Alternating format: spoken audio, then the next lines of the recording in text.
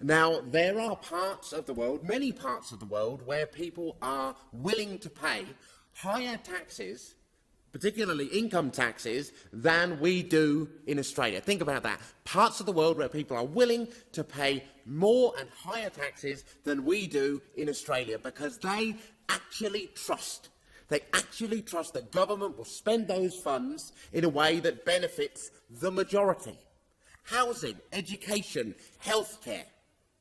There are many examples of these countries in Iceland, Finland, Sweden, Denmark. These are all nations with higher level of income tax than we have in Australia. They are also all countries that beat Australia in last year's World Happiness Index.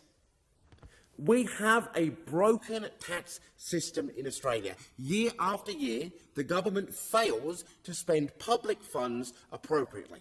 And the result of this broken tax system is that our world-class health system is now pushed to the brink. We have a rental and housing crisis, the worst it has been in generations. Our education system leaves more and more kids behind every single year, at a cost of living crisis that means that a block of cheese now costs more than a Macca's meal. Just think about how broken that is. Now, the Stage 3 tax cut bill, as originally proposed by the Morrison government, did the opposite of benefiting the majority.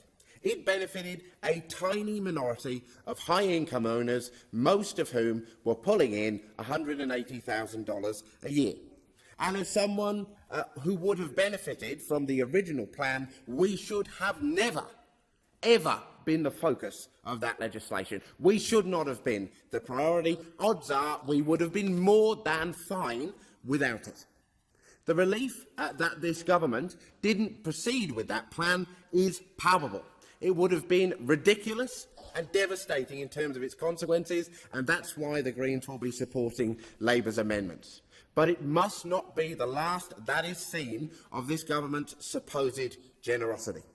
The reality right now is that Australians are being hit from all sides by this cost of living crisis. The median income in Australia is around $67,000 annually.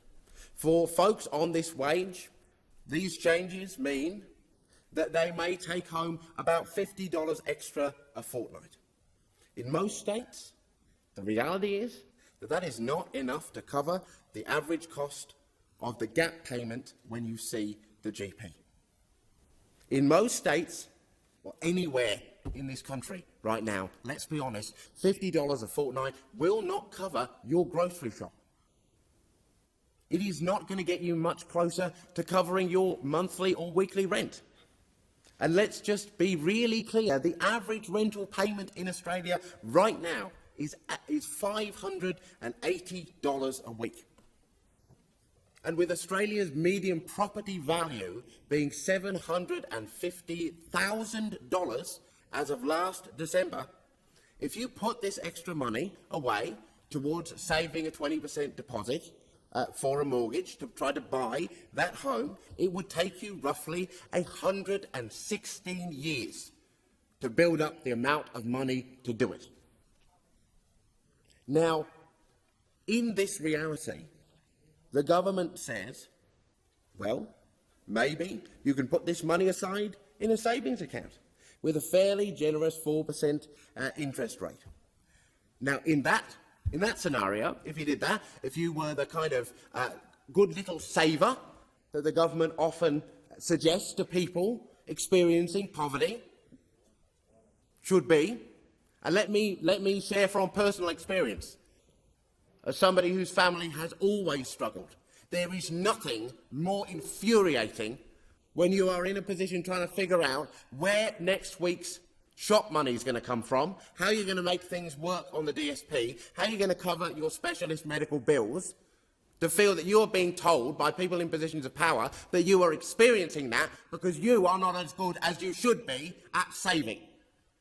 So let's have a look at what that would do if you put that money away in a savings account. It would take you 45 years to build up that 20% deposit. Now, in this context, I do not blame the Australian community for not trusting either side of politics with their money. In a cost of living crisis, both sides of politics have left them out in the cold, or more accurately, if you're from Western Australia, in the scorching heat.